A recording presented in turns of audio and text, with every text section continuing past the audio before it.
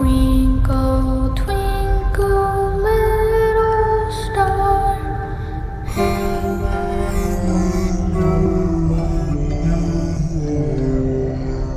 He's alive!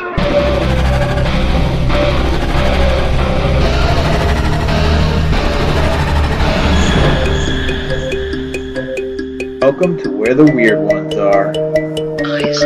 Every time I speak, I want the truth to come out. Powerful figures in Hollywood as well as powerful politicians who are in fact not human. They're reptiles or they're lizards or perhaps extraterrestrials.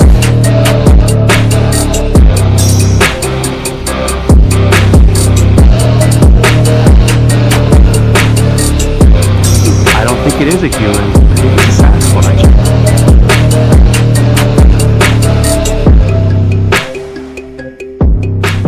Go ahead and run! Run home and cry to mama!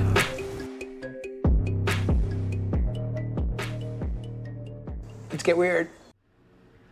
What's up, you fucking weirdos? Welcome to another episode of Where the Weird Ones Are. My name is Kevin, but you probably already knew that. And if you didn't, now you do.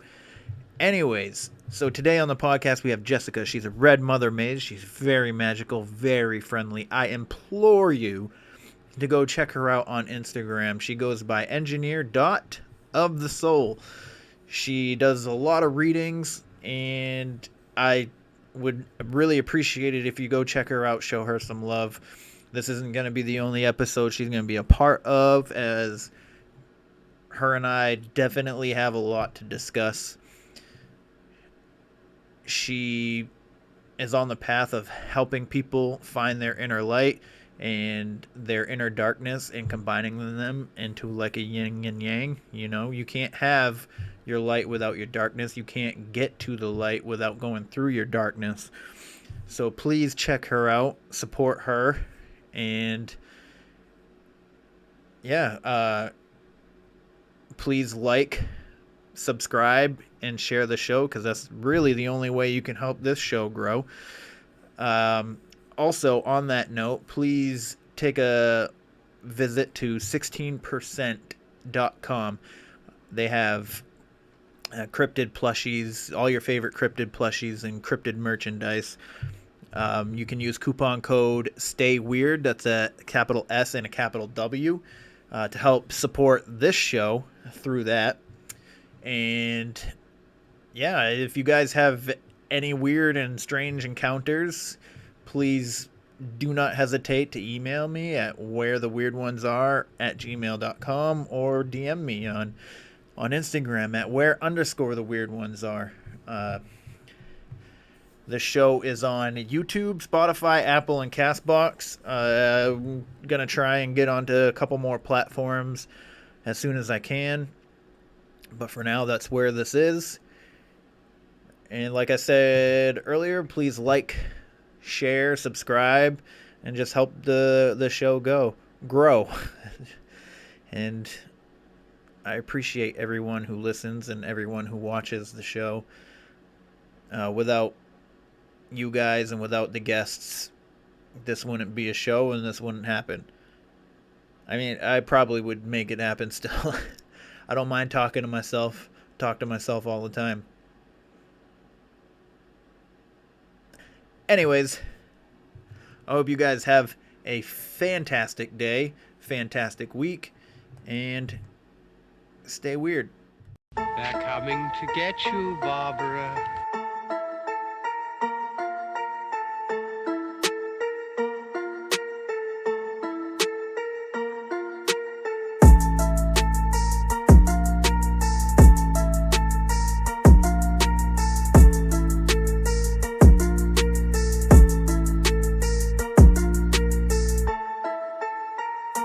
Let's get weird!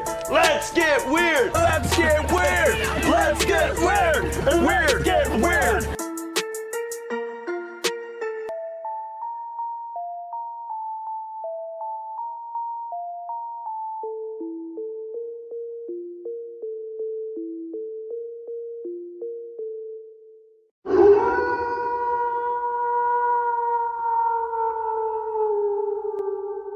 Everybody, this is where the weird ones are. You know who I am. I am Kevin. Good job. Today we have, shoot, I forgot her name. No, I'm just kidding. Her name is Jess, and she is a soul engineer. Or no, do you call it a soul engineer, or do you do soul engineering? So it's funny because I've been playing with these words around quite a lot lately. My Instagram handle is engineer.ofthesoul. The process that I have created is called soul engineering, and it is utilizing 3 different modalities of reading energies and energy healing. Really, these are the tools that I've used to understand the depths of my soul and to begin to manufacture a matrix that holds my soul that is conducive to deep healing, inner peace, compassion, and unconditional love above everything else. Nice. Yeah. So she's also a red mother / mage. We've been talking a lot on Instagram, and you should really check her Instagram out. It's called engineer.ofthesoul, correct? That's correct. All right. Follow that. She posts a lot of interesting stuff, and it's very intriguing and mind gets your brain working, I feel like, anyways. So check her out on there. So Jess, do you want to talk about how you got into this? Like what piqued your interest to follow this path? Yeah, so I think that really this all began when I was a small child, and when I started to, I think it was right probably about the age of like 7, when my great grandfather had passed, and my family isn't extraordinarily religious, but they're also not super spiritual either. So, like we went to church on Sundays. I used to be an acolyte in my grandmother's church that she's gone to and still goes to. But when my great grandfather died, my mom went to a psychic and she took me with her. And this is all recorded. She has this reading on a cassette tape that they gave her. And the lady had called me over for a second and was asking me a couple questions about on whether if I saw certain things, and I very excitedly was explaining to her that I used to see these little lights that would come at night, typically when I'd be trying to go to sleep, and they would be kind of like out of the corner of my eye, but they'd be bright like flashes kind of. And I remember this not just from like listening to the cassette tape, but I distinctly remember her being like, you don't have to be afraid to speak to spirits. Like your great grandfather would love it if you would open up and just talk to him like out loud, and just don't be afraid. That made me very afraid. She's like, you can speak to spirits and you can do all these things. And she like looked at my palm and she's like, you have like these certain things on your hand that like indicate that you have like something special. You have this gift. And I was just terrified. And so I got a little bit older, and it was just something that always really, like horror movies fascinated me, loved them, even though they terrified me. But it was like when I got a little bit older, and my best friend Christina moved into this old farmhouse. We were about like in the 1st grade. This place is like on top of a hill in the middle of nowhere. It is the most terrifying residence I've ever been inside of in my life. It is so huge. And it was an old like horse carriage. It was like a carriage house. So when they moved into this house, they got like paperwork with their deed and all whatever the stuff that they give you.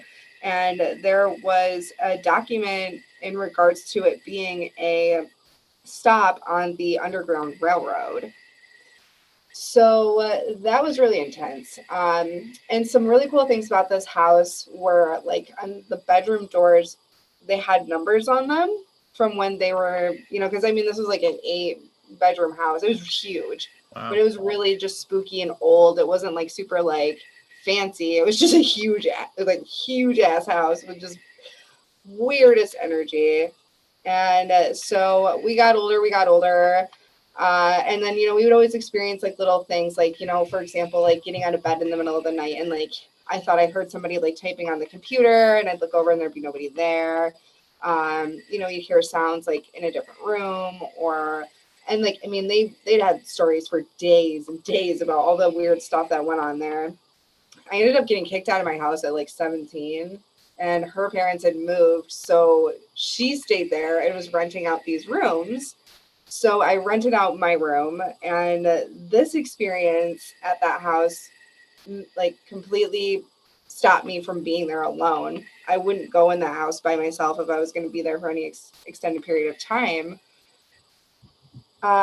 There was this one night where I had like my stereo on. I was like listening to a CD, and like the speakers and the sound kept getting all like crackly and weird and like kind of like just really distorted. I was on the phone with somebody at the time even. I was like, can you hear this? Like what? I'm like trying to like figure out like what's going on with the speaker cords or like whatever. Yeah. And so I ended up shutting it off. I was just like, this is okay.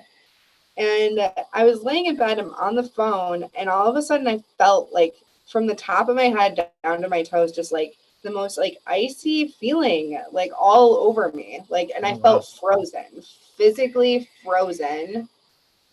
And I heard like these really intense like steps like going down the hallway starting at one end, and they were heavy, like they were like, and like nobody in this house that I'm living with walks like that. I hear them walk up and down the hall all the time, and it was slow and it was like intense. So as I hear these steps get closer as they're walking, I could like feel like this intense like fear inside of me, like something was about to happen. And I heard them walk past my door all the way to the end of the hall, and it stopped. And once it stopped, like I felt like the fear like be released from my body, and I could like move again, and I could like, and I'm like on the phone still, like I don't know how to explain to you what just happened to me, but this is really freaky. So one night we decided that we were gonna try to reach out to some of these spirits, and we went down to the basement, which is terrifying. And there was like even this hole in the wall with like a piece of wood that would cover the hole in the wall. And we were always like, I wonder if that's like where they would hide slaves, or like, who knows, you know, like we don't know. But that's what we would wonder about that. And so while we were down there, we're like kind of like just outwardly speaking, like, hello, is anybody here? What's your name? Just trying to get any kind of anything. We heard like this bang like behind us. So we turned around, and then I heard like a coin hit the floor. So I looked behind me, and there was a penny that was like heads up, like right behind me. And I was like, I don't know like where that came from. And I don't remember like what the year was on it, but I feel like it was like significant. I was like, I wonder what this year is, you know, like, and how this. So it was really just a spooky place. So I've always been drawn to all things of the darkness. And I think that once I started looking more into my personal natal chart, originally when I looked at it, I hated it. I was like, this is like dumb. I don't want to be any of these things, you know? Like, I don't like, these are like, why is this the worst of everything? Which of course I don't believe that now, but It was like, now that I'm older and I can appreciate my darkness and how much it's been like the best teacher for me, you know, and how we always say that we don't want things in our lives, but like somehow seemingly keep attracting them. Mm-hmm. And that's because we haven't fully been able to accept that we are intrinsically linked to that darkness. And we haven't been able to apply the complete opposite of whatever it is in order to bring it back into balance. So in my natal chart, I have a Capricorn stellium in my 5th house. Capricorn is ruled by Saturn, and the devil card of the tarot is associated with Saturn and Capricorn. Yep. So I have a lot of devilish energy. I just do. I've been asked if I am a Satanist. I don't consider myself a Satanist.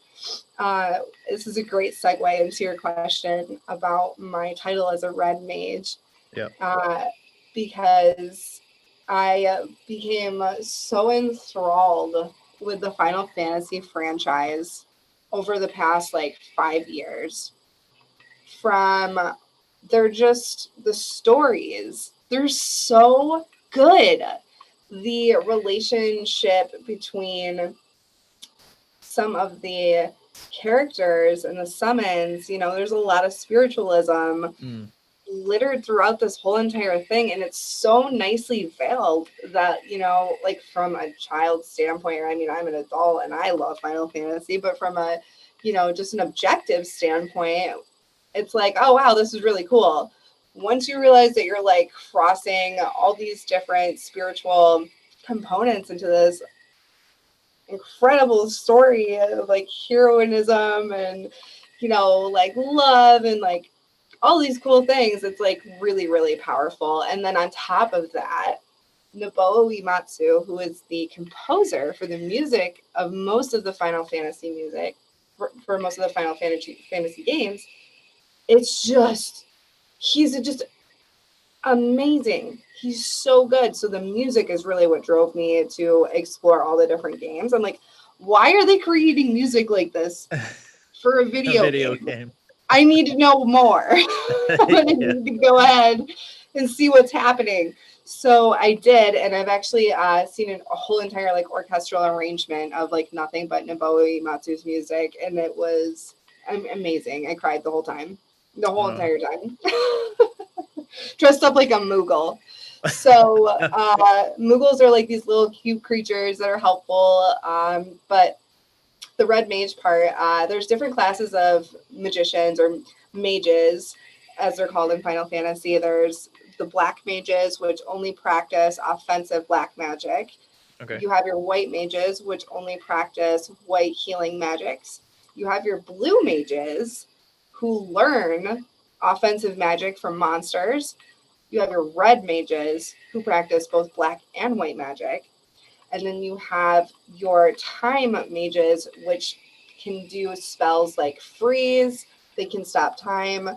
They can, you can start ahead of everybody else. So it's just all these different kinds of magics that you can. Oh, and then there's summoners too that can just summon these crazy creatures. They're different. They're called different things in different Final Fantasies. So growing up, throughout this whole time, I've always been drawn to the dark arts, with my witchy studies. Even as a kid, I had my first book of shadows at age 11. Oh, wow. And I gave it to my friend, and her mom found it in her backpack and told her that she wasn't allowed to be my friend anymore. Oh, no. She stole my first book of shadows.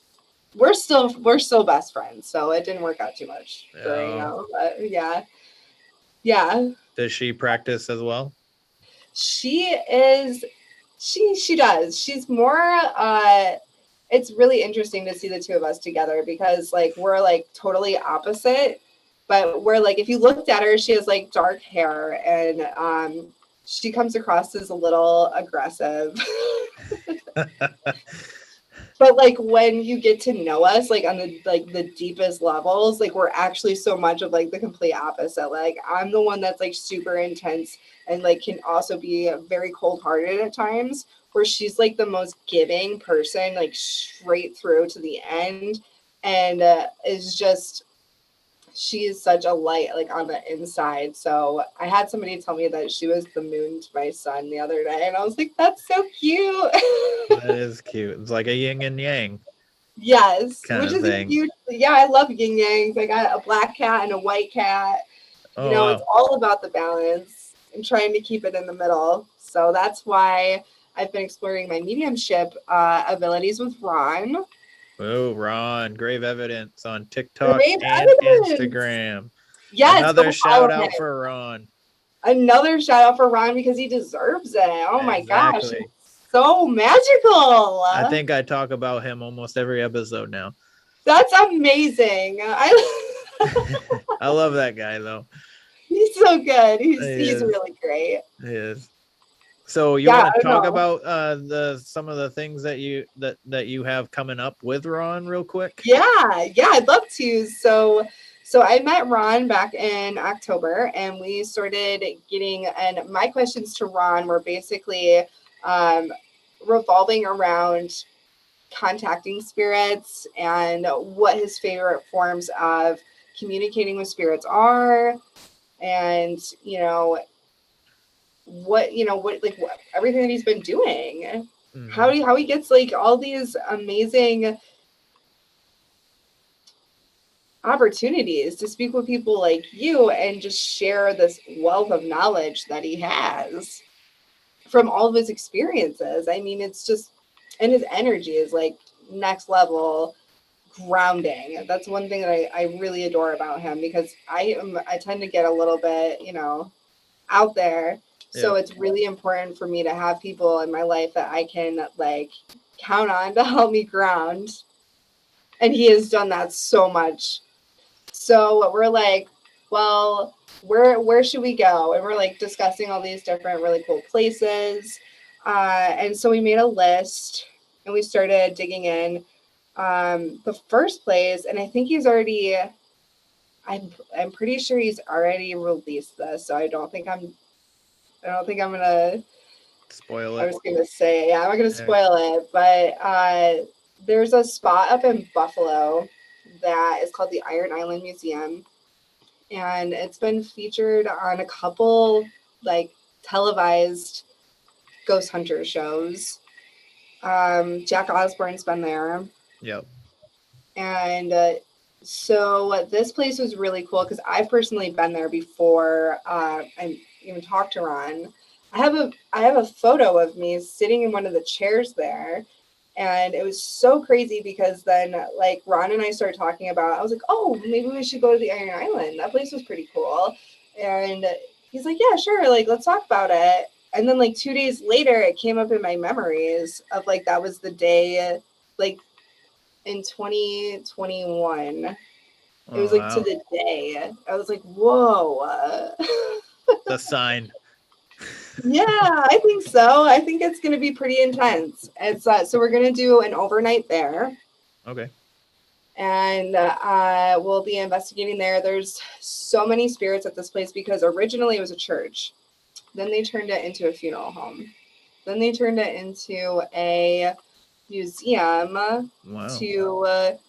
And I mean, it's just kind of like an Americana, they have stuff about like the railways Oh, yeah. and the Erie Canal and like, like all that kind of stuff, like all this like really intense memorabilia from like different world wars and the Civil War, just like tons and tons of stuff. And my tour guide, when I went there, she was like the sweetest lady ever. And her son, actually, when he passed away at a very young age, his funeral was held there. So there's like a whole special like case of like his belongings and this beautiful, beautiful poem that she wrote for him. And that was the energy that I felt the most while I was there. Very childlike energies in this one room. But then there's also an attic space that you can go up this ladder up to and like kind of like peek around, and it's where the original stained glass windows, like you can see them. So up there was pretty spooky and felt very dark, and I felt some kind of like air as I was kind of like peeking up there around there. And I honestly was just like so terrified that I was gonna get like brushed with like, I don't know, it's scary up there. I'm like gonna peek up here and somebody's gonna steal my face off or something. Steal my I don't face off, know. she says. I don't know. I was just like, so we learned a little bit more about the malevolent spirits that were there.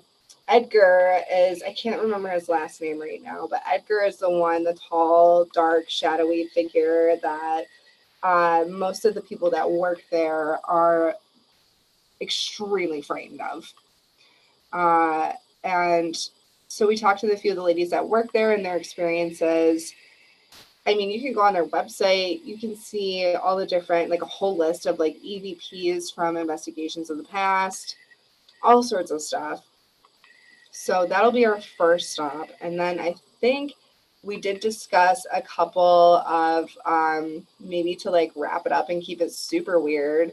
Trying to do some like UFO hunting or something there at the end, you know?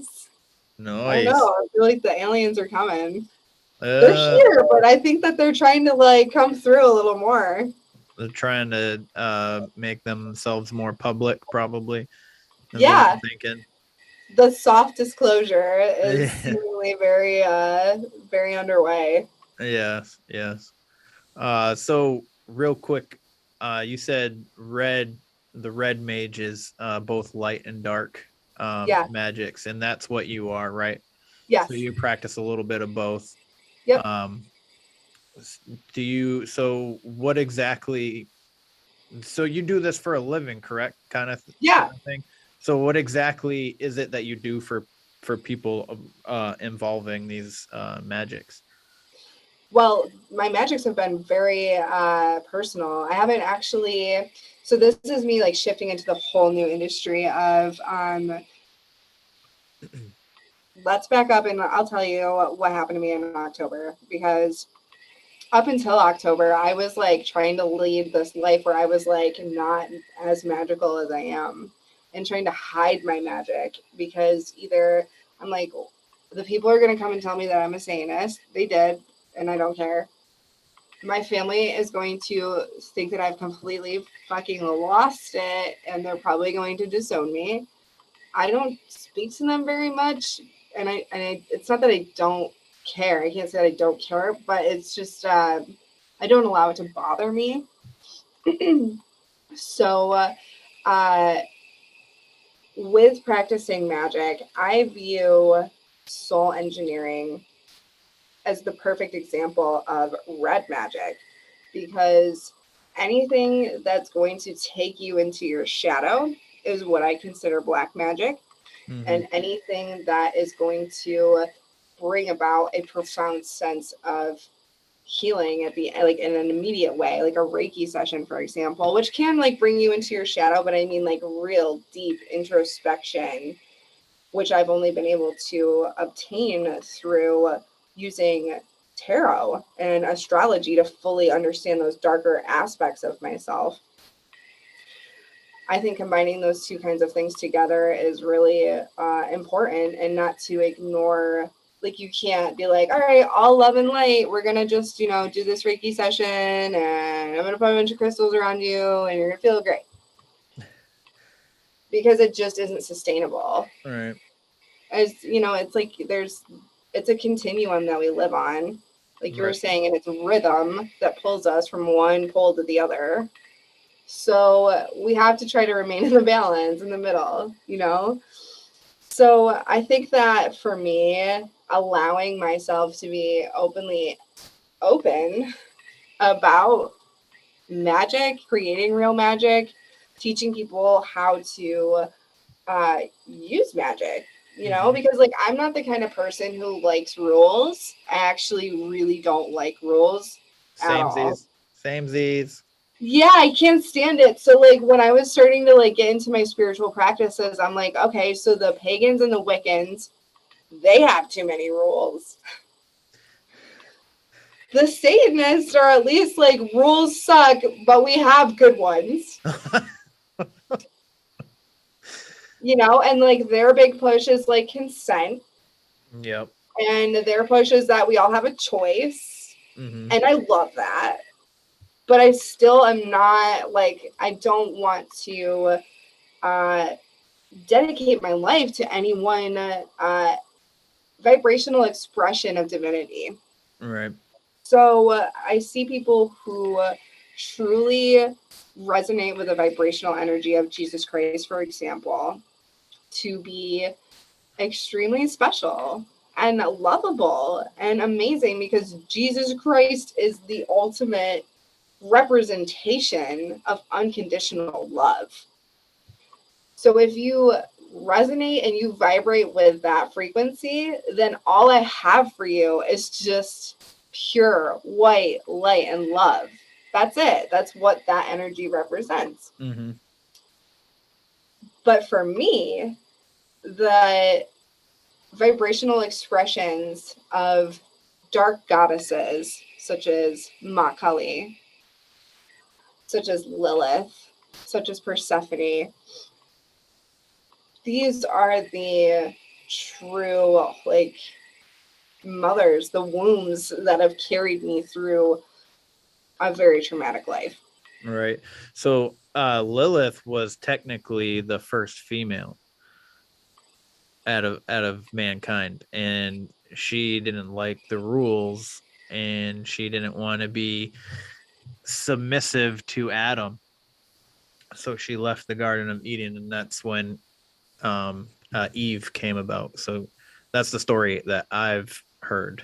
Anyways, I don't know if that's the same story you've heard, but I also heard that Lilith is tied to the archangel Samuel. Samuel is what they call it biblically. Call him biblically, and he's more of like almost like death, kind of like an yeah. He collects the collects souls. He's a soul collector, I guess, in a sense. And in the book of Enoch, he's described as being covered in eyes. So, and from the readings that I've done, from what I've read and what I've looked into, Lilith and Samuel are like Bonnie and Clyde, like a biblical Bonnie and Clyde kind of thing. I love that. So take that for what it's worth. Yeah, no, I love that. For me, it really is just like, it's like, I feel like I'm being seen, because, you know, it's just like, I've had to rectify being misunderstood, and knowing that, like, at the end of the day, like, anybody's perception of me is just that, their own, and they're welcome to it. But death work, see, I do a lot, so it's hard for me to be like, here's what I do. And I've always enjoyed taking care of old people. I took care of my great grandfather, who passed away at 84 years old during the last 4 months of his life. He was staying in a retirement, or not, yeah, like a retirement home, and it was terrible. His son, my grandfather, took me there to go visit him for Thanksgiving, and I was crying by the time we left. I was like, I don't want to leave him there. This was like this is about when I was like 18, so I got kicked out when I was 17, mind you. Yeah. And he's like, well, what if you like moved in with your grandfather and took care of him? And I'm like, all right, that sounds good. So I did that, and you know, it was really interesting, because I was writing my senior thesis, and originally when I wrote it, when I started it, it was on euthanasia and doctor-assisted suicide. And when I started the paper, I was like vehemently opposed to euthanasia and doctor-assisted suicide. Through those 4 months, and watching my grandfather absolutely struggle to live and hate his life and tell me that he just wanted to be done. And that there was nothing for him here, and that he was basically being held in a purgatory state in a body that was failing him every, you know. So I rewrote the entire paper. And it totally shifted my perspective on hospice care, and how how we just, like all vulnerable types of people, like babies and old people, Yeah. they just get like kind of like forgotten, or I'm sorry, senior citizens, I should say, not old people. I mean, it's such an honor to reach that level, you know what I mean? Right. And I love that. I love it when I see senior citizens like out and about, and I'm just like, you won, you did it. Mm-hmm. You did it. Good job. Whatever you did, you did it. You made it this far. So you must be doing something all right. Something, yeah. I always thought I'd be gone by now, honestly, when I was growing up. So Well, I'm happy you're not. me too. Me too. Yeah, so my kids really give me purpose, I feel like, a lot. I mean, I do feel purpose in a lot of aspects of my life, but my kids, I always said that if my son never came along, I would have been dead or in jail with like the way that my life was going. Oh my God, we would have been homies. We would have been troublemakers together. I can already tell. We would have had a lot of fun. Yeah, well, I left my house at 17 as well, so Yeah, see, we would have been buds. yeah. So what is it that you have in your hand? This is a staff. This is a staff that I purchased for $1 Oh, at a thrift store, and it's actually going to be going into my Python Fluffies tank here this evening, so he can kind of have a little spot to like wrap himself around and hang out on. I gotcha. Gotcha. So for the people who aren't watching, Jess is holding a wooden staff. It has a little bit of a knot at the top where you would put your hand. It basically looks like a piece of driftwood. It is. It is a driftwood piece, and it's beautiful. I love driftwood. Me too. You can create so many like beautiful things with driftwood. Like it's insane. Like you said, you got that from a thrift store. People are so creative. Everyone, no, what's the saying? How she say it? She says, "Oh, everyone's so creative." But you should be. Yeah. But yeah, no, I see a lot of like woodworkings and like pieces of art that are created out of driftwood and stuff, and it's really pretty. I find it pretty anyway. And a lot of places, like all these like rich people who have too much money to really know what to do with it, they buy all this stuff. So like I used to work out on the beach in a beach area, and we were servicing their electric wires from tree branches and stuff. And every once in a while they'd come out and like offer us waters or whatever, or tell us that we could use their bathroom because we're in front of their house or whatever. And once in a while we'd go in and talk to them and stuff, and you'd see all this like art made out of driftwood, and it's always like houses on the beach. So I always thought that was. I'm curious as to where this piece of driftwood came from. I wish that I knew, but when I saw it, I was just like, wow. And there wasn't a sticker on it. So I literally went to the front of the store, and they're like, oh, you have to go in the back and ask somebody back. I'm like, I'm like literally going on a whole journey just for this. So I go back there. I was like, there wasn't a sticker on here. So she's looking around, and she's like looking at it. And she was like, oh, and she starts to write on the sticker like $3. I was like, wait a minute. I was like, how about $1? And she was like, I'm not supposed to do this, but okay. So I haggled down for this thing too. I have ADHD, supposedly, but really I just think that I have so much energy inside of me that I have a hard time not moving when I'm activated I'm a crazy sleeper too, so it's really great that I sleep in my own queen size bed, because like I am a queen, and that means that I require the queen size bed for me. Well, I'm a king, so I have a king size bed. Yes. But yes, I'm a crazy sleeper as well. I move a lot. I've actually accidentally hit my ex a few times while I'm sleeping, and she didn't like it. So when we were together, we bought a king size so she could be all the way on one side, and so it's funny because because I loved and respected her so much that I tried to change the way that I slept, and I ended up sleeping like this.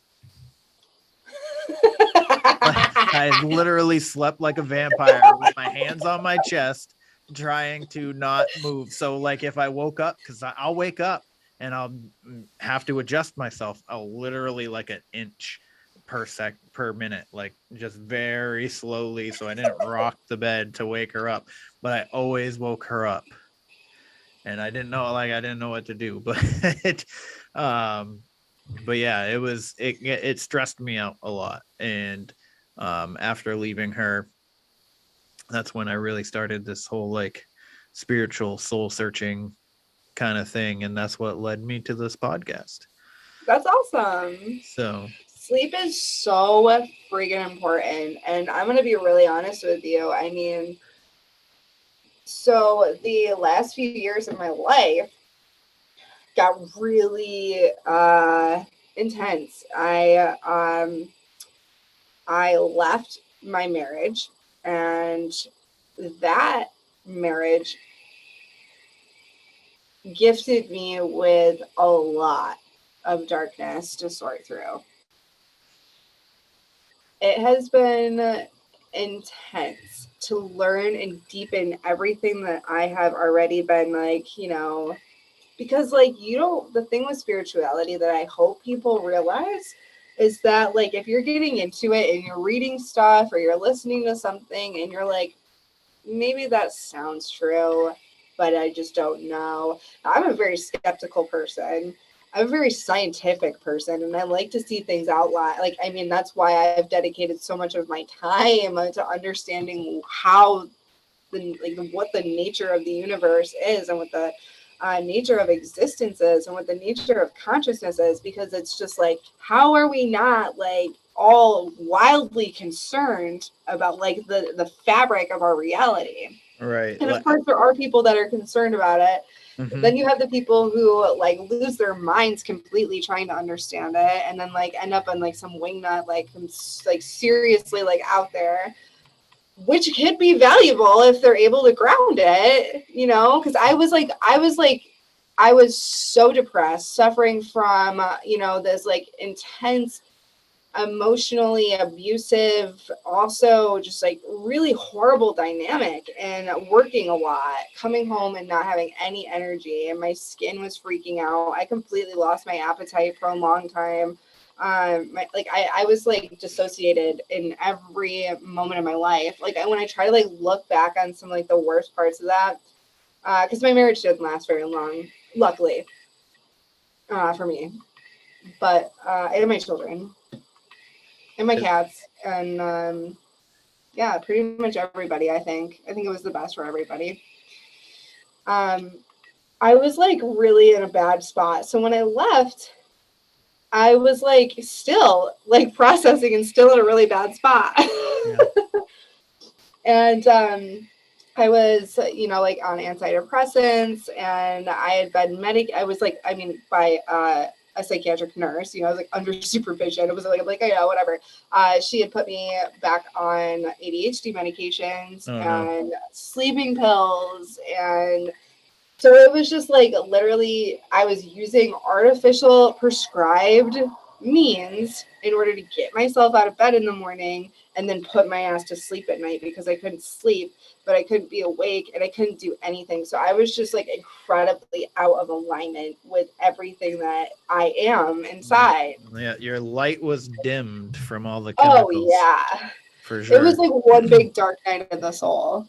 That whole experience. Yeah. Valuable. Yes.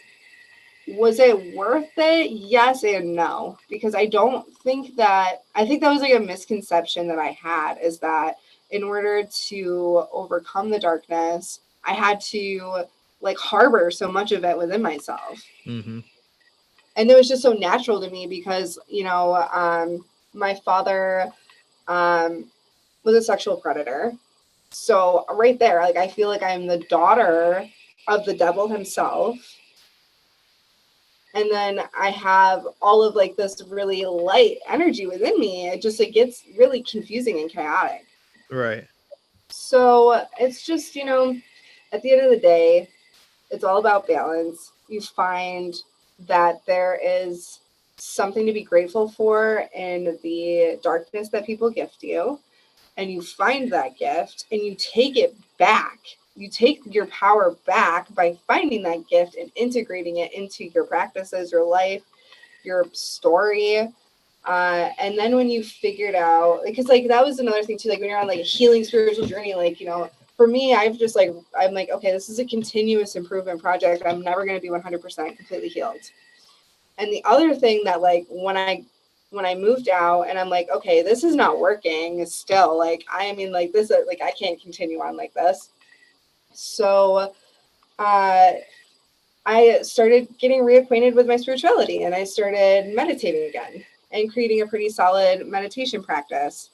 And it was, this is Color Me Crazy on Instagram, who was doing lives at that time for about 3 months, like Monday through Friday, free meditation every like Monday through Friday. And they're still posted all on his Instagram right now. He is incredible. So that was it. And then I was like, okay, this feels good, but I still feel like shit. So I can't write myself off as completely crazy or like a lost cause until I go all the way back to the basics of being a human. So I started exercising a little bit here and there. And once I started like feeling better from like, you know, sleeping and exercising, I think it was like the exercise thing that helped me get to sleep, because then I could stop taking the sleeping pills as much. And like, I'm not on anything anymore. I'm off of my ADHD medications. I'm off of everything, and I feel amazing. Good. Even though life is still the craziest chaotic, like craziness that it's always been. And a lot of times even more so, because I've had like a big part of the work that I'm doing now is like mindset training, which is a lot of fun.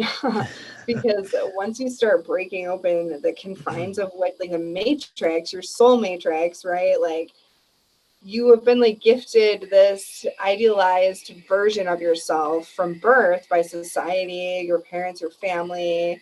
This is what we hope you will be when you grow up. We hope you will be a well-adjusted adult who has a family and gets married, has some kids, gets a job, supports the, you know, the corporate megaplex industry of like soul sucking, just whatever. And like really all it is just to like feed this very small group of people, like their most lavishly gluttonous, disgusting fantasies. Because like you said, when you have that much money, you don't even know what to do with it anymore, you know? You really don't even like. So that makes me concerned. I'm like, so what even are you doing with that money? Why do you need so much of it? You don't. I mean,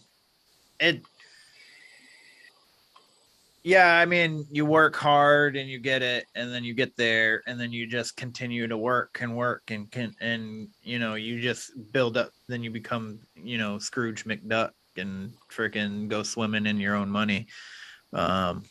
I mean, you can't take it with you when you die, right? Correct. I mean, kudos to them for like getting there. You know what I mean? Yeah, you won.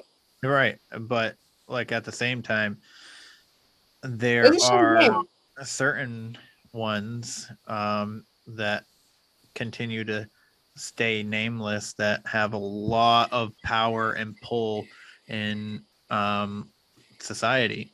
And that's where like my conspiratorial mind goes with like our government, other governments. Let me ask you a question. Have you heard anything? This is a new conspiracy that I've just recently uncovered, which isn't a new conspiracy. It's actually very, very old. It is talking about, have you ever heard of the mud flood?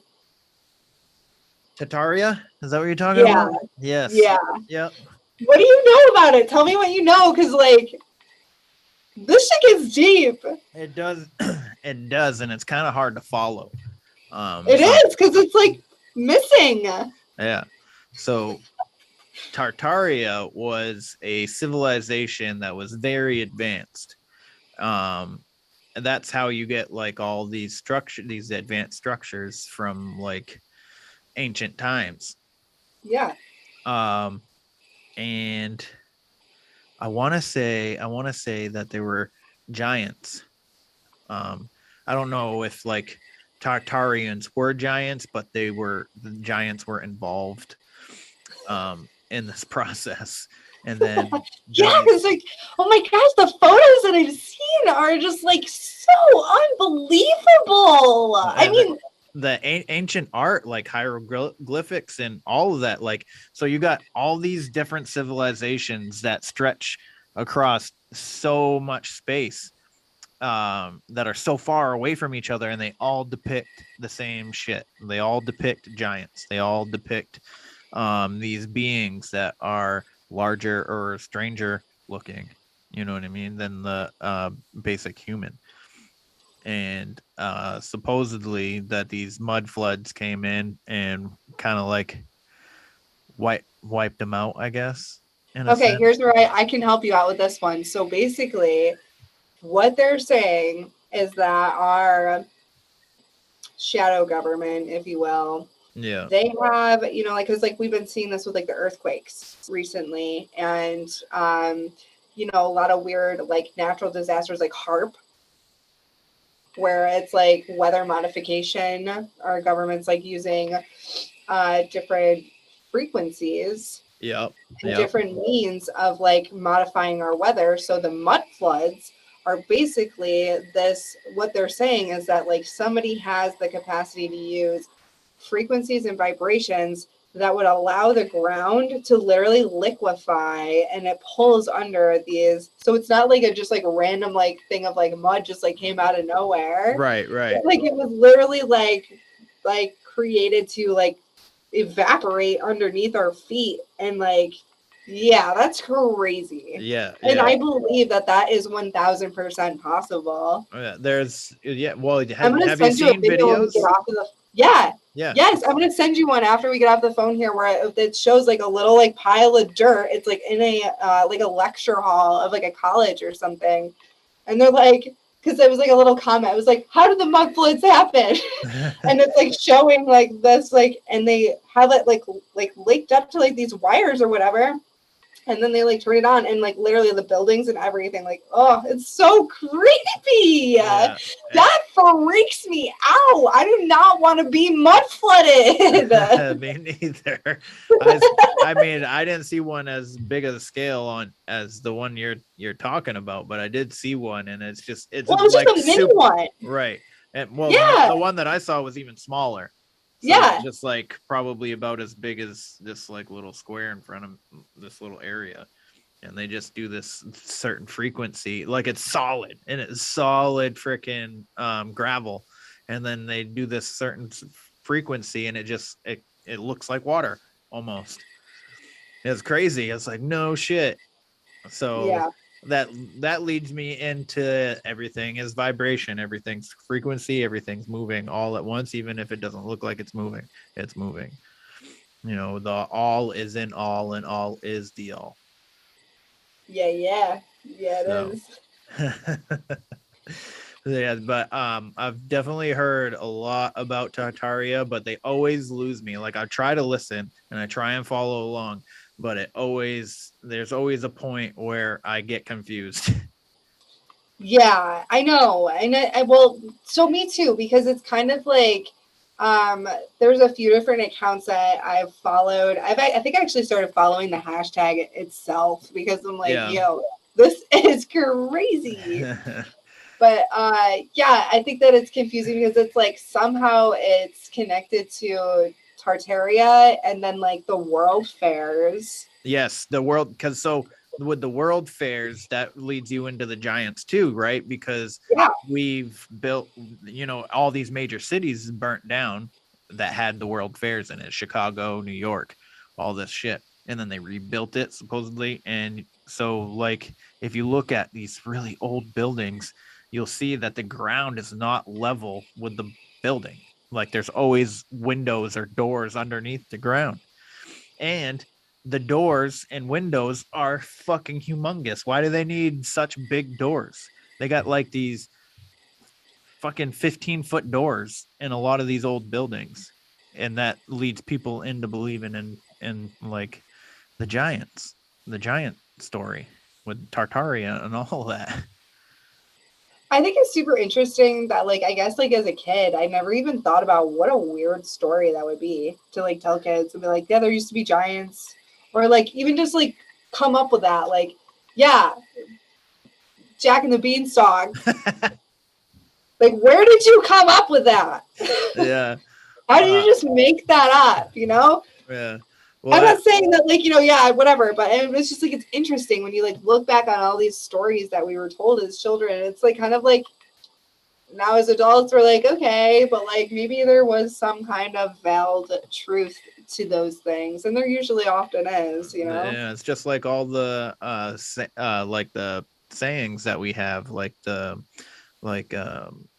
when you're trying to resolve something, it's called bury a hatchet, and that came from, you know, a famous Indian chief that buried his hatchet from, they were at war with the U.S. Army, and he went out to the middle of the field to be like, look, I'm gonna bury this, I'm not gonna fight you anymore. So that's where that like resolving an issue is called bury a hatchet. And there's a whole lot of sayings and stuff that are like that derive from something that nobody knows of. Ring around the rosy. Huh? Ring around the rosy. Yeah, ring around the rosy, smoking weed. Oh, I didn't hear that. I didn't know it was about smoking weed. That's what Ring around the rosy, pocket full of posy. That's smoking weed, bro. No, I heard that it was supposed to be okay. My version is much darker. Oh, okay. Okay, so I heard that this was a song that children would sing around the Black Plague times, and ring around the rosy, pocket full of posies, where they would put flowers in people's clothing. Okay, yeah, ashes, we all fall down dead. Yes. Not from being stoned. yeah. Okay. I did hear that. I love marijuana though. It's a huge part of who I am. It's actually one of like it's just like such a gift from our mother Earth. Like, I mean, all plant medicine is. I've always been strong. That's my drug of choice, really. At the end of the day, that's always been the one that's been there for me through thick and thin. I never developed any serious substance abuse problems, but I have at some other times in my life coped tremendously, way too much with marijuana. But it's been like if I don't smoke for a long time, which like I'm not like I need to smoke every single day or else I'm gonna like freak out. I have been like that at certain times in my life. So maybe I guess that would be a substance issue. But you know, it was like, okay, once I realized that I'm like, I should probably just take a tolerance break and it's not that big of a deal, you know? Yeah. But I don't even remember. See, now I don't even remember what I was gonna say because I'm like, yeah, weed's great. My short-term memory is just gone. Who are you again? Where am I? No, I'm just kidding. That's all right. Every episode, my guest will be talking, and I'll form a question, and then they'll be done talking, and they'll be staring at me, and they'll be like, "All right, so shit, where'd that thought go?" You know, and I always mention it to in every episode. I'm like, "Fuck, this happens to me all the time." This is our segment. The what the hell was I talking about segment? Thank you. And now back to your regular schedule programming. So, well, that's actually like now that we were like talking about, I said programming, so I guess I'll take that. I'll take this opportunity to say this. I'm going to eventually make a point to teach people how data science works and how their data is used against them to program their subconscious and conscious mind. And this came, I don't even think we talked about my experience in October, but back in September, I decided that I was going to start learning how to code in Python and start teaching myself how to do that. So I started a 0 to Mastery course online, and I loved it. It was so great. It was like just the way it works your brain out to like structure things in the way that you structure something to write a program or write scripts or whatever. It like builds your brain elasticity. It will make your brain work better. It made my guitar playing improve. It made my like problem solving faster. It was just like really, really helpful. And I didn't really have any projects that I was like trying to code because I don't do web development and I'm no interest in building websites, front end, back end. It's just not my interest. I graduated with a business administration degree from Corning Community College. So my interest was always in statistics and calculus and math and those kinds of things. So when I realized that like if I could learn how to code in Python and if I could use statistics and I could use math, then I could do data science. And I just had to learn how to code in Python. So that's what drove me to start learning Python. And at the same time, I was reading a book called The Existence of Consciousness and Unity. It's called Samadhi. Samadhi, the connection between consciousness and existence. What did I just say? Samadhi? Samadhi. Yeah. The unity of consciousness and existence. That was the word, yeah. Written by who? Do you recall? I would have to go find it. I'll take a picture of it and I'll send it to you. Okay. It is so great. When I first bought this book and started to try to read it, it like literally looked like gibberish to me. I'm like, this book is dumb. This book is so who wrote this? Like I can't even read this. So I set it down and I was like, all right, yep, I guess I'm just not ready for that. And that was like what I was trying to refer to a little bit ago when I said like you're on this path and you're like, I don't know about that. Like you keep your skeptical mind about you, of course. Right. But like a lot of times you just won't be able to open the door until you're ready. And it's not even like you get to decide. You're like, okay, I'm ready. Like you don't get to be the one to decide when you're ready. No. Like the universe decides for you when you're ready. Because it knows when you're really ready. So and it can be scary. Yeah, terrifying, as a matter of fact, because I woke up around like 4 o'clock in the morning on like a random Tuesday with like this weird like pain. Like it was just like this really weird pain. And I was just like, whoa. I'm like, well, you know, that time of the month, who knows, like whatever. I like basically gaslit myself into 35 hours of worsening pain that it wasn't appendicitis, even though like I'm reading the symptoms of appendicitis. And I'm like, yeah, I have all these symptoms, but it can't be that. Why would I have appendicitis? Like I literally said that. Finally, I'm like, okay, I need to go to the hospital. I'm starting to throw up. I'm like sweaty. I have a fever. Like things are getting serious at this time. I drove myself to the hospital. I get there. The kid in front of me throwing up in the, like, you know, the entrance. Oh, we think he has appendicitis. I'm like, God damn it. Even now, I'm still like, maybe I don't have appendicitis. I am terrified of surgeries. I hate anesthesia. It freaks me right out. I just don't like it. So I was really trying to avoid this whole situation. And so they get me in. They start running tests. They're like, you know, your white blood count's really high. Like, you know, we're going to do this. I think it was like not an MRI, CAT scan. You know, and they come back, they're like, yep, okay, we're gonna need to like emergency remove it. And like the whole day was really slow up until the point where they were like, yes, we need to remove it, like now. And then like within 15 fucking minutes, they were like, we're going now. So the anesthesiologist comes in, and this man is so weird to me. He looks like a jester. Like he's all fast and he's all weird, and he's like, his energy is like disturbingly like cheerful for like the circumstances of which I'm in right now. I'm like, he comes in and he says, fear not, I see your wayward tears. And in just a moment, I'm going to make you forget that you were even on this planet. Word for word, what this man said to me. And comes over. And as soon as he says that, I have like the biggest tears streaming down my face. I'm like, what? And they're all like, we're hurrying. They were like, hurrying. I'm like, why are we hurrying? Like, let's like take it easy. And so then he like administers the shot, whatever. And then the next thing I know, I wake up, I immediately stand up and I see my bag, it's across the room, and I'm looking for my vape, my nicotine. I'm like, whoo! I'm like, I stand up, almost fall over. I see like 3 medical professionals like starting to like gather around me. And they're like, what do you do? Like they sounded all weird and everything. They're like coming. I'm like, just grab your bag. I knew that they were gonna let me vape, you know? So I knew I had to be sneaky about the vape, but couldn't let them know. So they were like my enemies, like coming at me. And I texted my mom. I'm like, Mom, I have like the messages still. They're all like misspelled and everything. I'm like, where are you? She's like, is everything okay?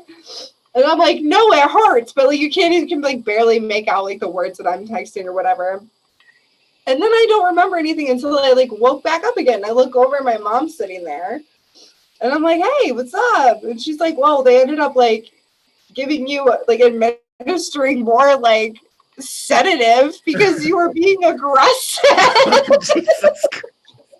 I'm like, I wasn't being aggressive. All I wanted was my bag. Like they were being aggressive. They were like, it was insane.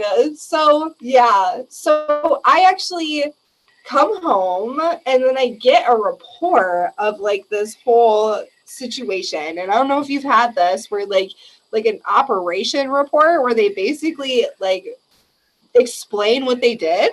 Yeah. So this report completely depersonalizes me and is the strangest thing to read. Like, laid patient on the table. That's me. Like, you'll call me that, like, you know? And then they like walk through like all the things, but like it said timeout performed. And I was like, what the fuck were you doing? Like, what was I doing? Like, why did you need to take a timeout, right? I have no idea. So you go through, and then I was looking at the medications that they had administered, and they had to administer Narcan at some point in time during this situation. What? So I'm a very sensitive person when it comes to drugs. Yeah. And I don't know what happened, but when I came out that second time and my mom was sitting next to me and my heart rate was hovering right about 30 BPM, which is really low. Yeah. And every time I would close my eyes, it would set like the thing off, like the alarm off, and it would wake me up. And this would go on like every like I was like nodding out, and then it'd be like beep beep, and I'd be like ah, and it'd jolt me awake. And then I'd like fall back asleep, and I'd like jolt me awake again. And so I was like, okay, I didn't really have like any like remembering of the experience, like the NDE, except I have had very profound ones in the past, so I kind of know what they're like. And that the message that I had integrated from that experience and what I had felt like after that, the weeks after that, was like my spirit team was like screaming at me. Like, you know what your purpose is because we told you that shit back in 2013. We could not have been any more fucking clear with you about what it is you're here on this planet to do, and you're not even doing it. Why? What are you doing? It felt very much like getting like in trouble, like as a child. Yeah. Like they were upset with me for not even in like an angry way. It was just like, you're doing it wrong. You're like chasing corporate, like, you know, I was a purchasing manager or a supply chain specialist or a quality assurance manager or like things like that were just not fulfilling. I mean, I did enjoy all like the skills that I learned through those jobs, but it was not what I was meant to be doing. So that's what really pushed me to just be like, you know what? I'm all in. I'm all the fuck in because this is my purpose. And there is no plan B when it comes to your purpose. There just isn't. Right. So do you think you may have passed and came back in this situation? I mean, they didn't like call me dead at any point in time. I Okay. think that it was just more of like a meeting in the like. I think that what happened and where I felt like I went to was the edge of existence itself, and Yeah. a very. So I had a vision recently that was really intense, where I was like kind of staring off somewhere, and then it kind of like turned into like outer space, and I could see my soul inside of this matrix, which was just like this weird like geometrical like weird shape, and like all along the lines of the shape had this black nasty like tar like substance all over it. And when I could like look at it really, really closely, get in there, every like awful, horrible, fucked up thing that humanity has ever been a part of, like somehow I could see myself being like implicitly somehow linked to it. And it was really, really, really disturbing. So I reached out to a Reiki master, a friend of mine, and I'm like, I have no idea what just happened to me. Like, I feel like I'm drowning. Like, I felt like I was drowning in like this water realm of like emotionally weird, like, ness. It was really, really weird. And he like kind of walked me through like just like kind of talked to me a little bit. And I felt better. But I think that that's why it's really important to go into your shadow and perform the necessary shadow work before you try to work with higher level magic like Reiki, for example. Because, like when you're working with highly holy white magic and you have not done that level of shadow work or black magic, as I would call it. I mean, it's not like I'm like, chopping chickens' heads off or like, performing like human sacrifice and like, no, I don't really know what to call that. Like that's not my idea of what black magic is. I find that, even setting appropriate boundaries with people can be enough to be considered black magic.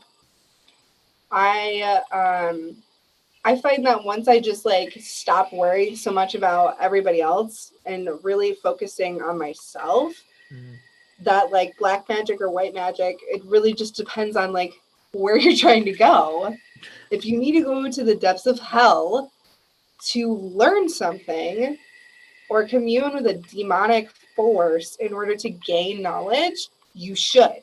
And you should not be fearful. And you should be prepared. And you should be respectful.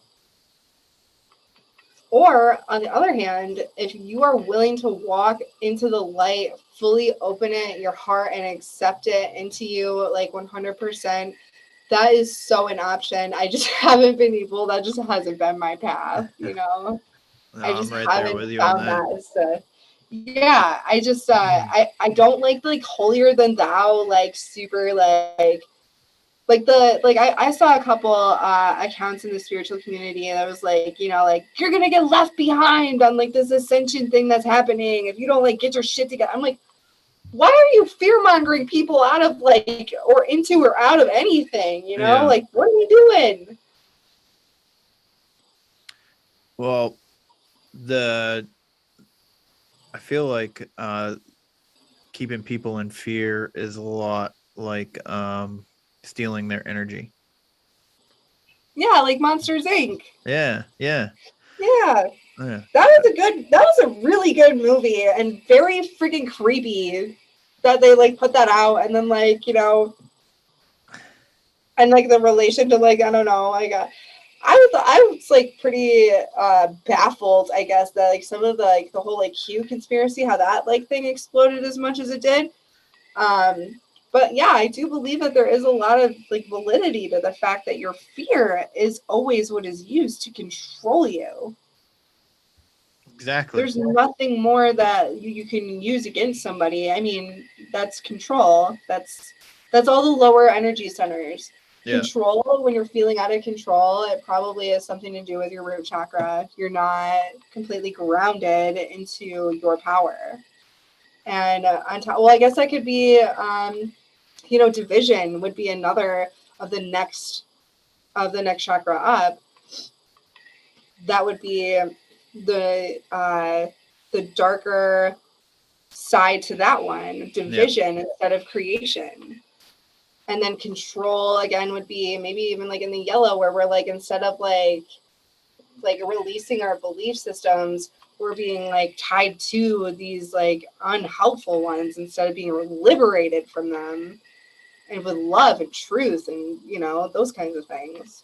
Right. But the other thing is that you can never solve a problem from the same level of consciousness that created it. So when you're working with your chakras, if you're having problems with your root chakra, then you should work on the next chakra above that in order to help attune the lower chakra centers.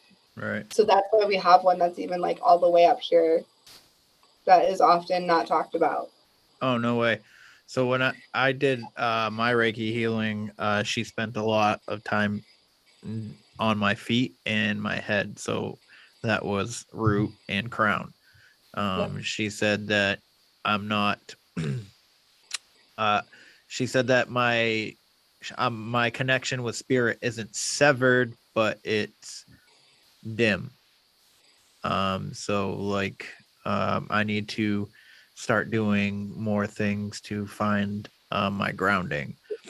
So, which I still haven't even really had the time to do, and I feel like that's probably why I feel so stressed out a lot lately.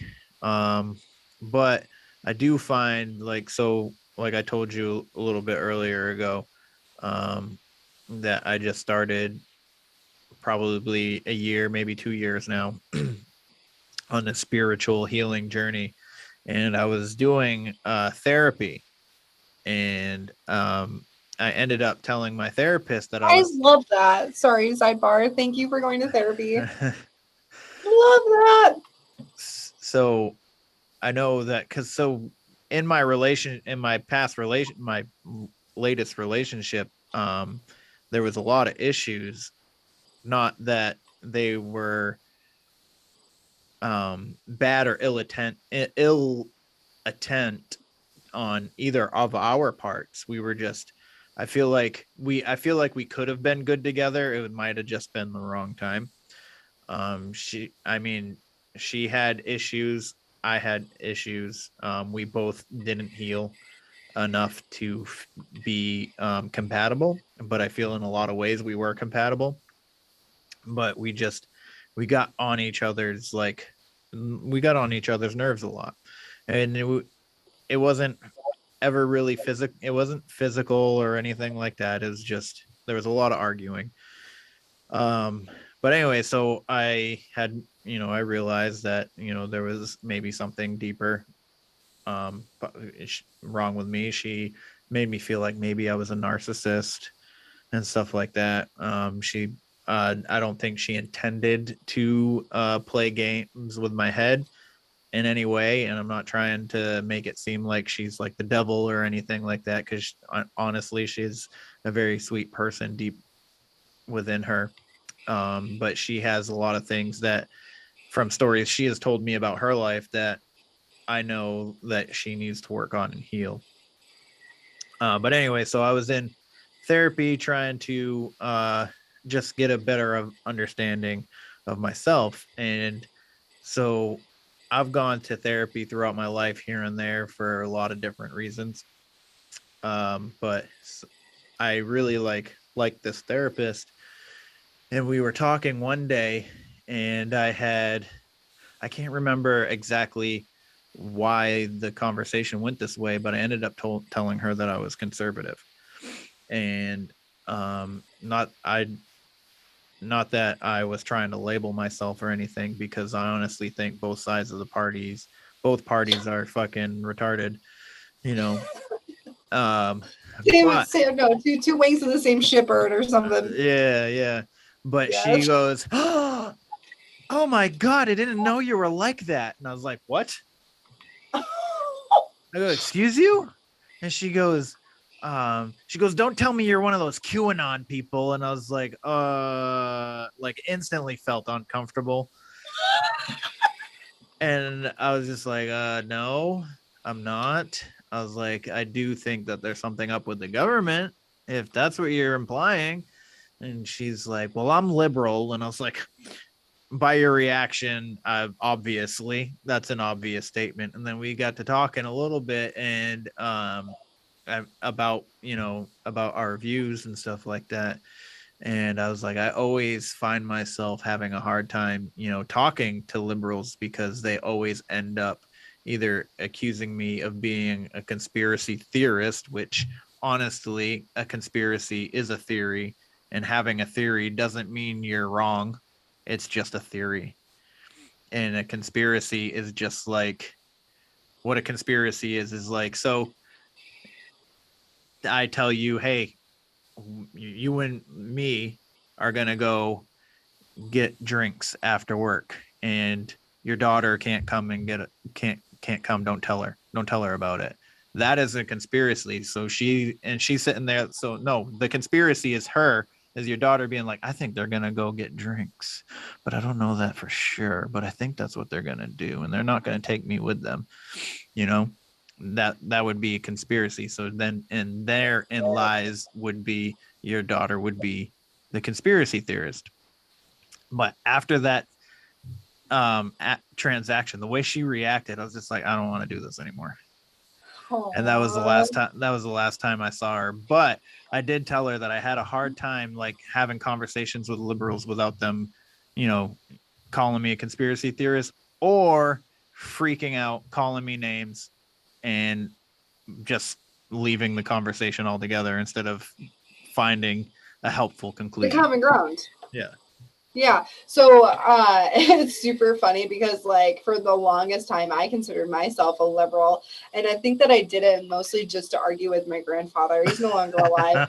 But like, oh my gosh, I used to get that man's blood. I probably took at least a couple of days off of his life just arguing about politics, probably.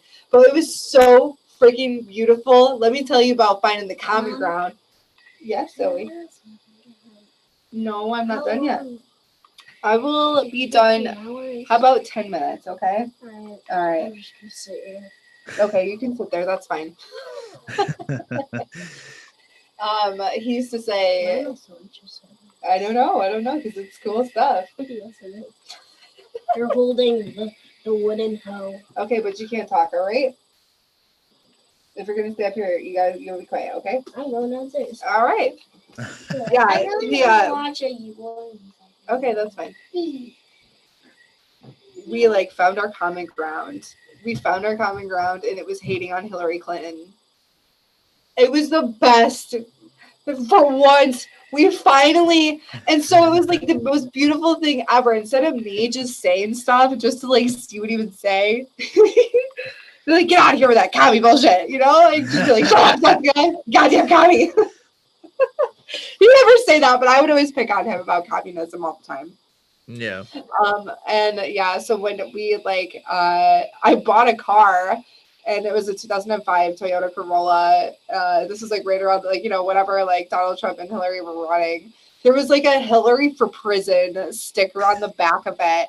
And I remember driving over to his house and being so excited to show him. I'm like, it's not only a Toyota, which you will love, but look at this sweet sticker here. And it was just like, I think that at this time, I just don't want to participate anymore. Yeah, and I know that literally makes me a bad woman because I don't want to participate in politics.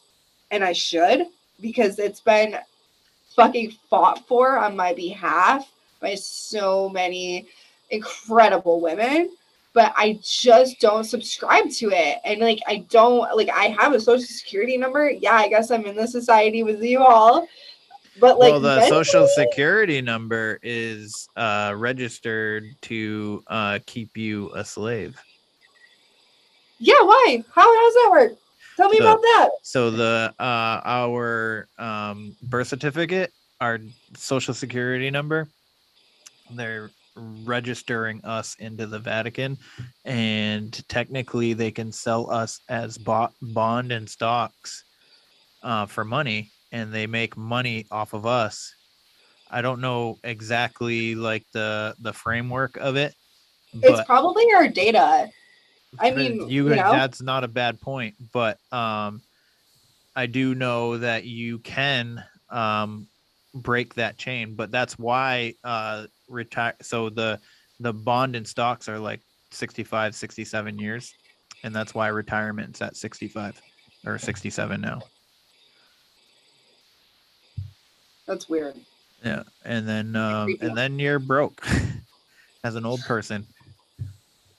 Yeah, that's another thing too, that like I was like I have to make this life work for me, and like how am I going to do it? Because like my number one priority is being a fantastic mother. That's why my name is the Red Mother / Red Mage. Red Mother always comes first, and that goes back to what I was telling you about the Dark Goddesses. That's like a tribute to them, because they are the ones that helped me when nobody else would. They were the ones that were the arms that I ran into when even my own mother's arms weren't available.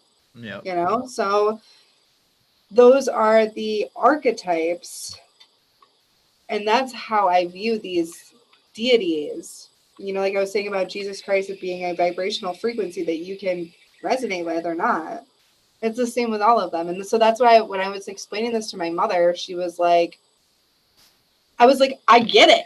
Like, I can sit at any table now and like vibe out with like, okay, so these kids over here are computer programmers and they think that this whole thing is a computer simulation. That's great.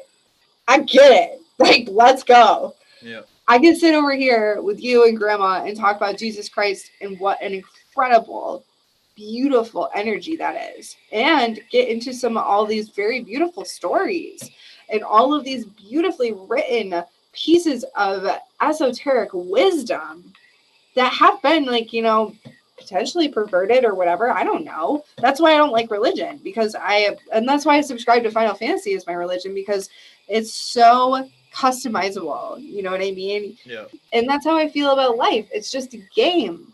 It's just a game. And so you can turn the game off. You can turn the game back on.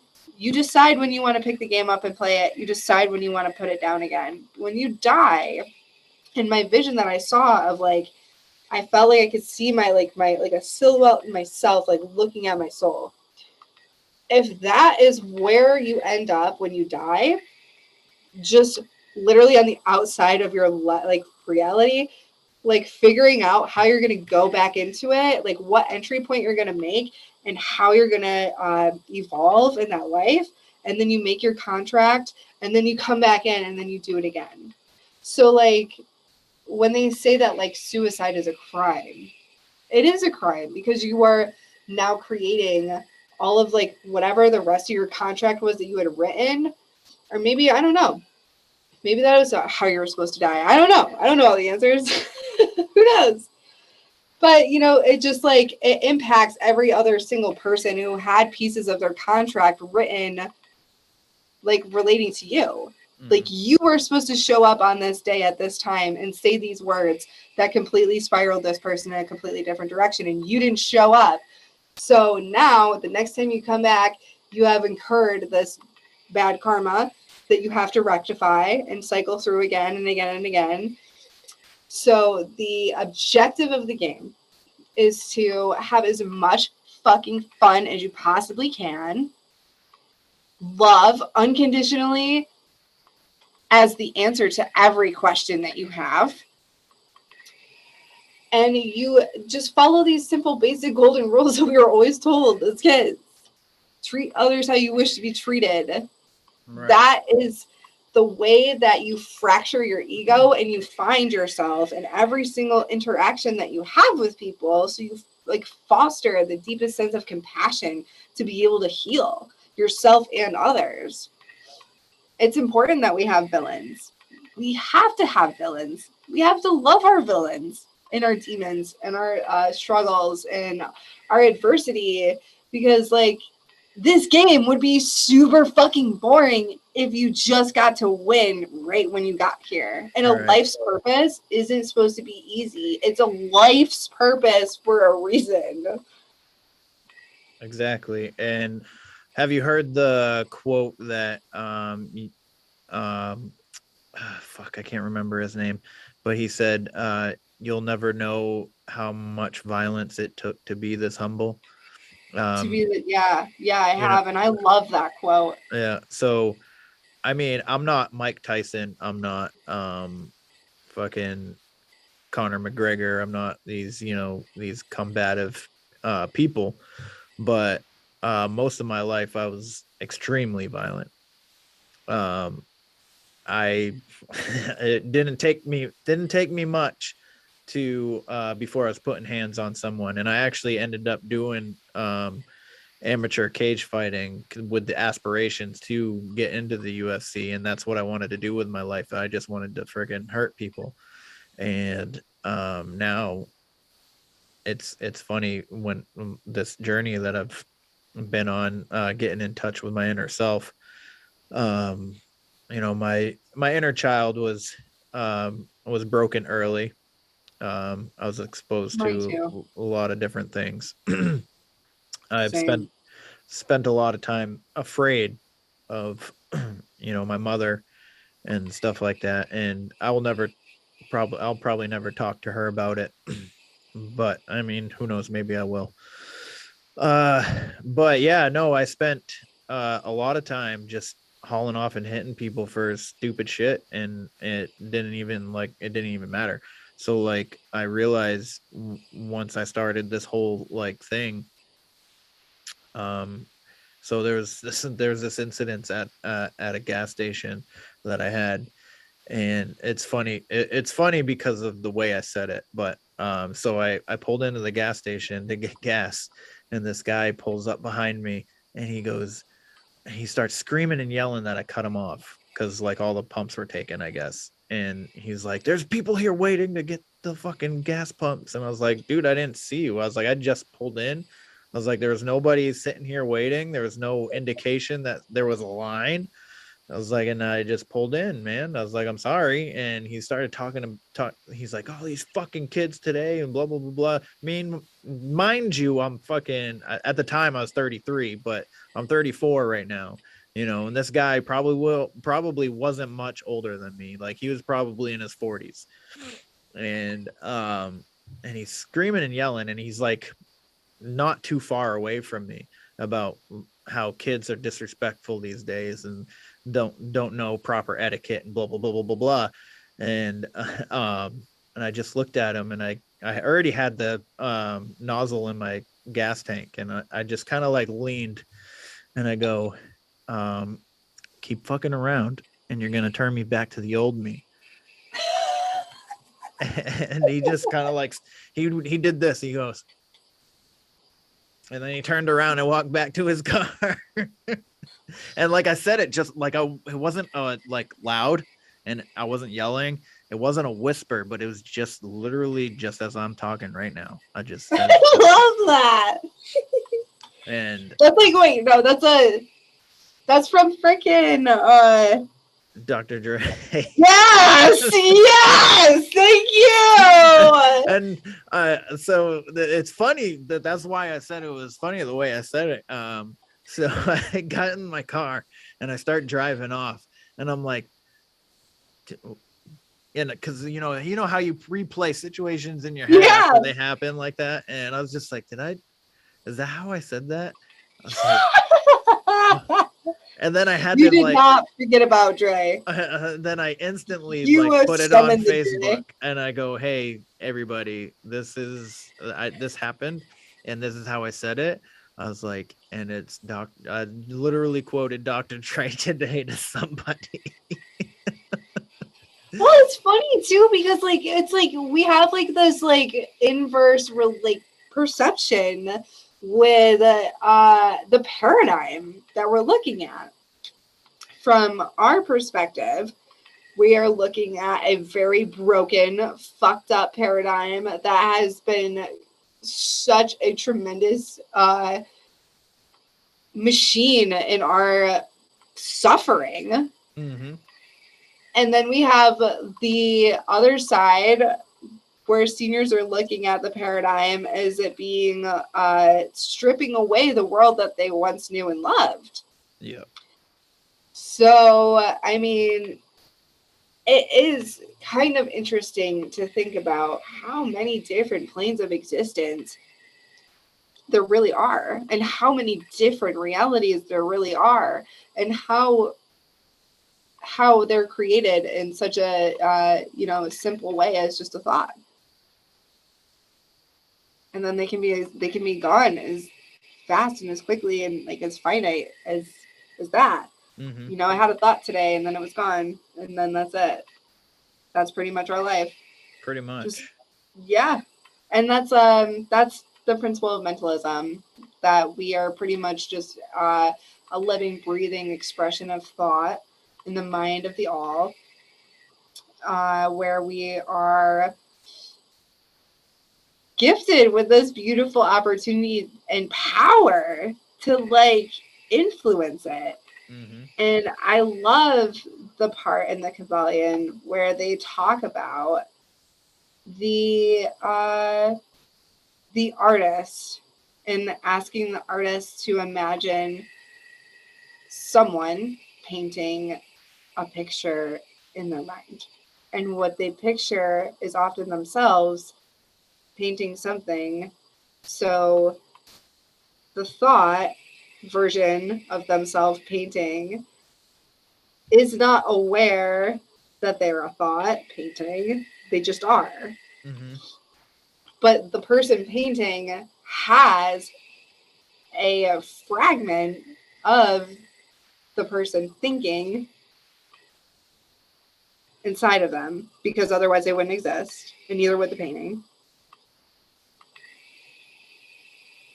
But if the person in the thought were to exclaim, "I am Kevin," well, it's not true because you're just a thought. Right. So I love the principle of mentalism. It gets super freaking spooky when you start like really breaking down your limiting belief patterns. And what I did leading up to that vision that I told you about was like 3 whole days of me trying to suspend all belief systems. Go ahead and try that for a fun exercise and twist your brain around a little bit, because it's nearly impossible, but you can definitely get into some very, very interesting mental space when you're just like, yeah, no, I'm not going to believe anything. I'm not going to believe. Why do I need a belief system? If it's true, I don't need it. It'll still be there, even if I don't believe it. So what do I need it for? So then it was like, you start with your limiting beliefs, like the stuff that's easy, stuff for you to be like, oh yeah, like it's really stupid that I think that, and I shouldn't think that anymore. Mm-hmm. And then you decide on just like expanding that. And you do that like through meditation, and just like expanding that like space in your head, and then just like dissolving those. And I have a bunch of resources too on mindset training if you'd be interested. I mean, this is what I do. I love walking people through this process because it gets really fucking scary, at least at some point. I was terrified.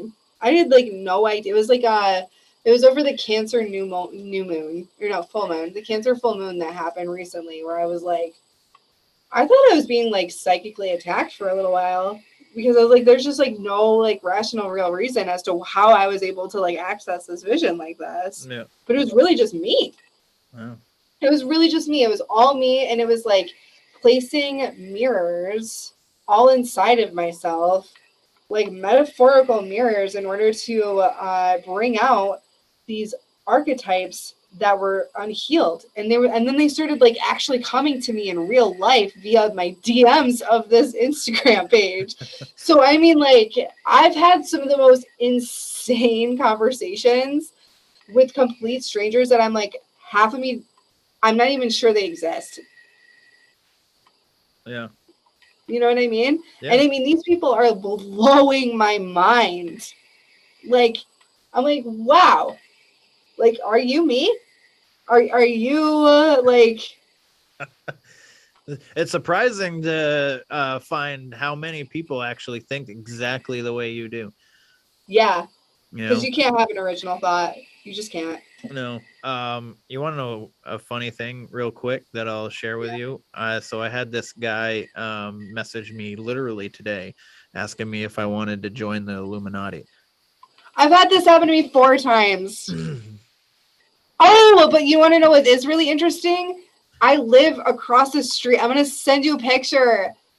I'll post it, dude. I live across the street from a Freemason, Masonic museum. A museum?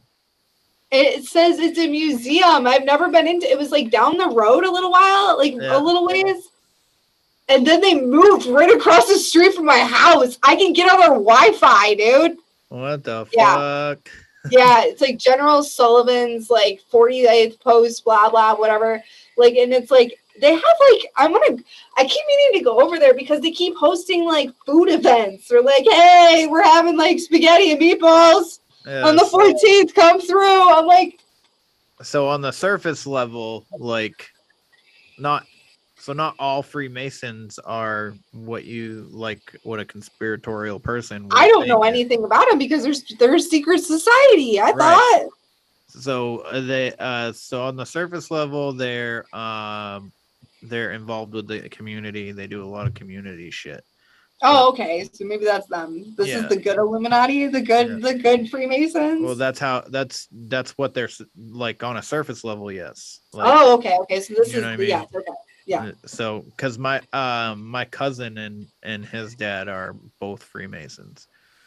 Okay, my cousin is too, and I keep sending him all this gematria. Do you know what that is? Gematria. Gematria. Gematria, yeah. So that's been a new thing that I've been kind of like dabbling in a little bit. Yeah, I've been looking in. I'm not really looking into it, but I've been just trying to understand what the hell it even is. Yeah, just that's me. I've heard a couple. I've heard a couple podcasts talk about it, but nice. But I haven't done a dive into it yet. Yeah, me. I've been like, I've seen a couple posts about it. They just seem to be really like disorganized and just like a bunch of like crazy, like, I'm like, I don't know what the fuck you're trying to tell me right now. Other than it has something to deal with this number right here. Yeah, the numbers, yeah. So what's that underneath the surface level? So there's a lot of crazy stories. So they're supposedly part of what controls today's society or any society. So they're kind of like, it's essentially like an Illuminati. They do all this these weird ass rituals. From what I hear, obviously I don't know for sure. This is all speculation. But I've heard a couple things of people that claim they know and they seen shit. But the average Freemason doesn't ever see or experience any of this stuff. But Obama was a Freemason. And he was initiated, and supposedly, and there's others, and I can't remember who they are, but supposedly they do this fucking weird fucking thing where they all they circle. So initiate will get into like a coffin, and a bunch of them will circle around the coffin, and it sounds silly saying it out loud, but they'll all jerk off onto the person inside the coffin. And that's like a part of like the ritual. Supposedly. Why? Yeah, and from what I hear, Obama was initiated that way. I'm not saying that he was. I'm just saying that is a story that I have heard.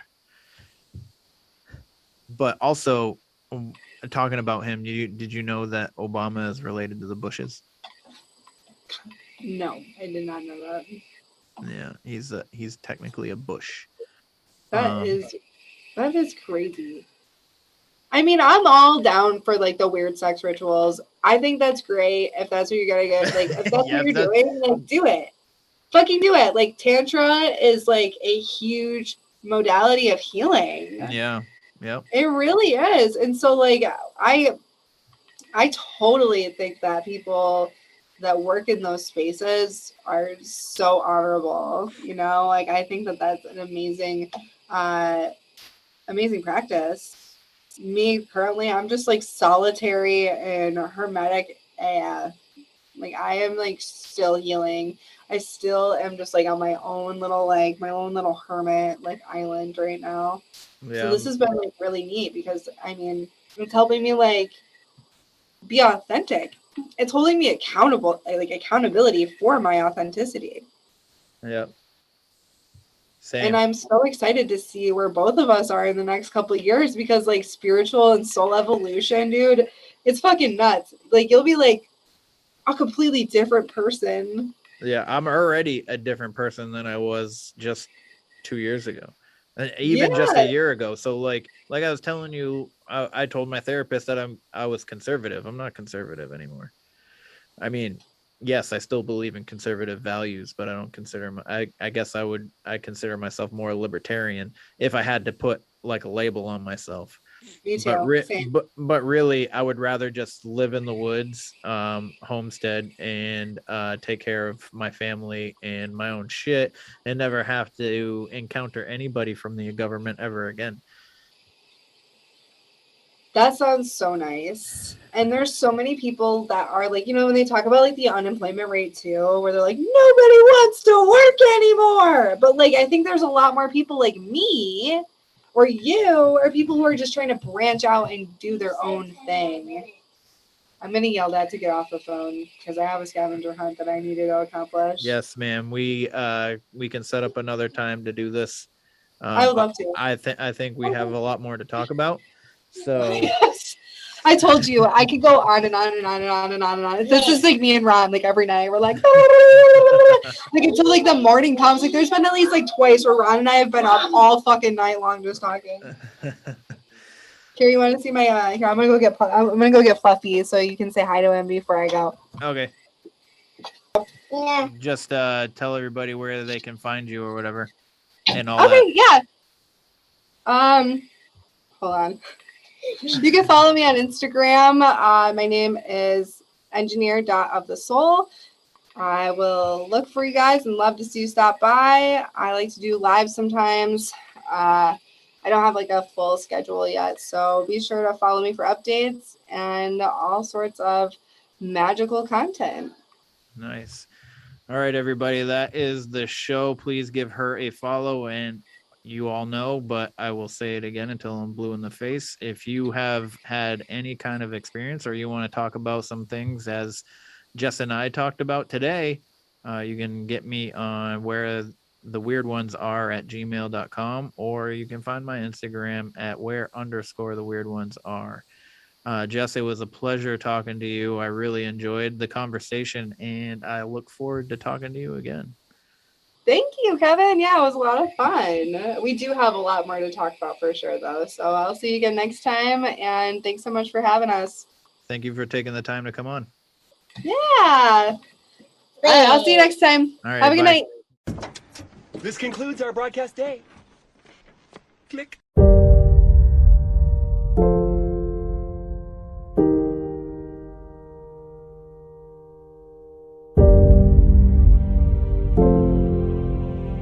Because in the end, none of us have very long on this earth.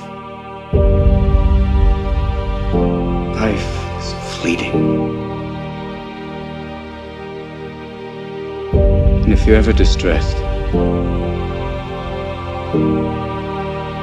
cast your eyes to the summer sky, when the stars are strung across the velvety night, and when a shooting star streaks through the blackness, turning night into day. Make a wish.